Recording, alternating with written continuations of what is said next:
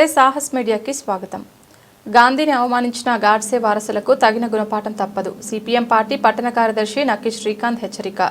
డోన్ గ్రామీణ వలసలను నివారించి ఉపాధి అవకాశాలు కల్పించాలన్న సంకల్పంతో 2005లో తీసుకొచ్చిన మహాత్మాగాంధీ జాతీయ గ్రామీణ ఉపాధి హామీ చట్టాన్ని రద్దు చేసేందుకే కేంద్రం కొత్త బిల్లు తీసుకొచ్చి జాతిపిత మహాత్మాగాంధీని అవమానించిన గాడ్సే వారసులకు తగిన గుణపాఠం తప్పదని సిపిఎం పార్టీ పట్టణ మండల కార్యదర్శులు నక్కి శ్రీకాంత్, రామాంజనేయులు, సిఐటియు మండల కన్వీనర్ కన్వీనర్ భాస్కర్ రెడ్డి, నాగమద్దయ్య, నాయకులు చిన్న రహిమాన్, ఐద్వా నాయకురాలు షమీం బేగం, సిరీనా, డివైఎఫ్ఐ మండల కార్యదర్శి నక్కి హరి హెచ్చరించారు.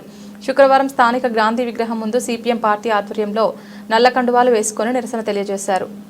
సిపిఎం పార్టీ ఆధ్వర్యంలో దేశవ్యాప్తంగా జాతిపిత మహాత్మాగాంధీ విగ్రహాల ముందు నల్ల బ్యాడ్జీలతో నిరసన కార్యక్రమం నిర్వహించడం జరుగుతూ ఉంది. అందులో భాగంగానే డోన్ పట్టణంలో సిపిఎం పార్టీ ఆధ్వర్యంలో మహాత్మాగాంధీ విగ్రహం ముందు నిరసన కార్యక్రమం నిర్వహించడం జరుగుతూ ఉంది.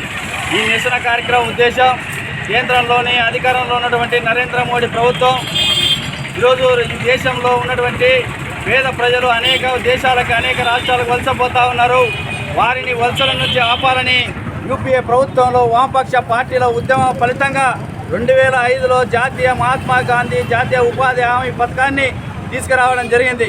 ఈరోజు ఈ రాష్ట్రంలో, ఈ దేశంలో అధికారంలో ఉన్నటువంటి నరేంద్ర మోడీ ప్రభుత్వం ఉపాధి హామీ పథకాన్ని నీరుగార్చే విధంగా, వలసలు పెంచే విధంగా, గ్రామీణ ప్రజల గ్రామీణ కూలీల పొట్టగొట్టే విధంగా ఈరోజు మహాత్మా గాంధీ జాతీయ గ్రామీణ ఉపాధి హామీ పథకాన్ని పేరు మార్చడమే కాకోకుండా ఈరోజు జాతీయ ఉపాధి హామీ పథకానికి సంబంధించినటువంటి పథకం అమలు కావాలంటే ఈరోజు కేంద్ర ప్రభుత్వం 90% నిధులు కేటాయిస్తే రాష్ట్ర ప్రభుత్వం 10% మాత్రం నిధులు కేటాయించి ఈరోజు వలసలు నివారించడానికి ఉపయోగపడేటువంటి ఈ పథకాన్ని నీరుగార్చే విధంగా ఈరోజు ఇప్పుడు జరుగుతున్న పార్లమెంటు సమావేశాల్లో నూతనంగా విపిజి, అదేవిధంగా ఆర్ఎంజీ పథకాల పేరు మార్చి రాష్ట్రాలు 40%, కేంద్రం 60% మాత్రమే నిధులు కేటాయించి ఈ పథకాన్ని నీరుగార్చి కార్పొరేట్ శక్తులకి, అదేవిధంగా యంత్రాల ద్వారా పనిచేసేటువంటి బడా భూస్వామి వర్గానికి కొమ్ము కాసే విధంగా ఈరోజు బీజేపీ ప్రభుత్వం వ్యవహరిస్తూ ఉంది.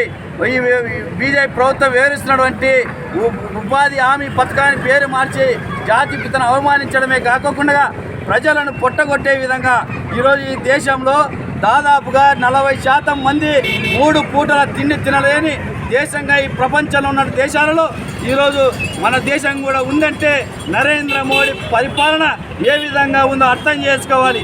అదేవిధంగా ఈరోజు ఈ దేశము పరిపాలన చేస్తున్న నరేంద్ర మోడీ వల్ల ఈరోజు ₹1 ఈరోజు పత్రానికి పోయి 91 రూపాయలుగా పలుకుతూ ఉందంటే ఈరోజు ఈ దేశంలో నరేంద్ర మోడీ పరిపాలన ఏ విధంగా ఉందో ఈరోజు అదాని, అంబానీ కార్పొరేట్ శక్తులకి ఊడగం చేసే విధంగా వేరేస్తున్నటువంటి నరేంద్ర మోడీ ప్రభుత్వానికి బుద్ధి చెప్పే విధంగా మహాత్మా గాంధీ పేరును మార్చి ఈరోజు దేశ స్వాతంత్రంలో ప్రథమ భూమికి పోయించినటువంటి మహాత్ముని అవమానించే విధంగా, దేశ ప్రజలను అవమానించే విధంగా వ్యవహరిస్తున్నటువంటి బీజేపీ ప్రభుత్వానికి వ్యతిరేకంగా సిపిఎం పార్టీ ఆందోళన కార్యక్రమాలు నిర్వహిస్తుంది.